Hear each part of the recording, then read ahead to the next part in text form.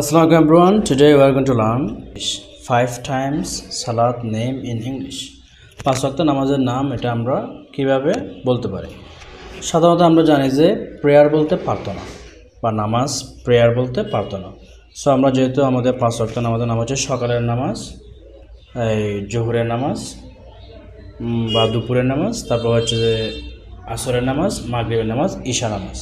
So এটাকে আমরা যদি ইংরেজি বলতে চাই তাহলে আমরা বলতে পারবো morning prayer, known prayer, afternoon prayer, evening prayer, night prayer.